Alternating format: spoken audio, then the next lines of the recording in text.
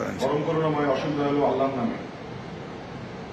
প্রিয় পুলিশ সহকর্মী বিন্দু, আমি মোহাম্মদ নাজমুল ইসলাম, অতিরিক্ত DIG, health welfare and pension শাখা, বাংলাদেশ পুলিশ। আসসালামু আলাইকুম।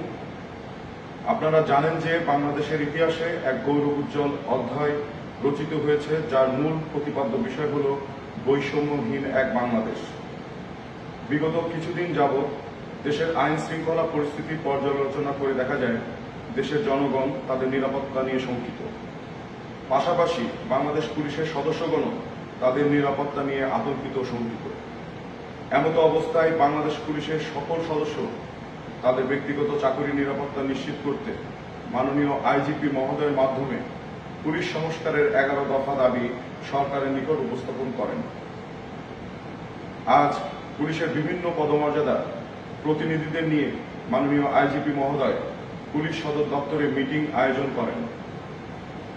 উক্ত মিটিংয়ে মাননীয় আইজিপি মহোদয় পুলিশ সদস্যদের উক্ত 11 দফা দাবি ধৈর্য সহকারে গভীর মনোযোগের সহিত শোনেন এবং দাবিগুলোর সাথে সহমত পোষণ করেন। তিনি উক্ত দাবিগুলো যৌক্তিক বিবেচনা করে দ্রুততম সময়ে তা বাস্তবায়নের প্রয়োজনীয় পদক্ষেপ গ্রহণের আশ্বাস প্রদান করেন। বিভিন্ন পর্যায়ের পুলিশ সদস্যদের সাথে আলোচনাক্রমে তাদের উত্থাপিত প্রস্তাবসমূহ দ্রুততার সাথে বাস্তবায়ন করার লক্ষ্যে বিভিন্ন পদমর্যাদার পুলিশ সদস্যদের সমন্বয়ে একটি কার্যকরী কমিটি গঠন করে দেন। ইতিমধ্যে উক্ত কমিটি পুলিশ সদস্যের উত্থাপিত দাবিগুলো বাস্তবায়নে কাজ শুরু করে দিয়েছে। জনগণ যেমন তাদের নিরাপত্তার স্বার্থে বাংলাদেশ পুলিশের প্রয়োজনীয়তা বোঝেন, তেমনি উপলব্ধি করেন নিশ্চিন্তে নিরাপত্তার সহিত এই পুলিশই বিনিদ্র টহল ও অন্যান্য আইনি সেবা প্রদান করেন। এর মাধ্যমে পুনরায় আমরা জনগণের আস্থা অর্জনে সক্ষম হব, জনগণের মাঝে সেবাধর্মী পুলিশ হব।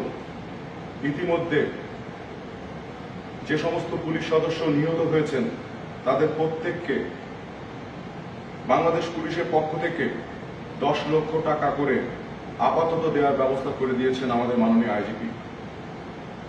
এবং এছাড়াও অন্যান্য বিভিন্ন সোর্সের মাধ্যমে, অর্থাৎ আইনি প্রক্রিয়া এবং যেভাবে আমরা সরকারি বিভিন্ন অনুদান পেয়ে থাকি সেই ব্যাপারেও সঠিক কাজ করে দিয়ে তাদেরকে আর্থিকভাবে সচ্ছল এবং চাকরি দেওয়ার প্রয়োজনীয় ব্যাপারেও বলা হচ্ছে।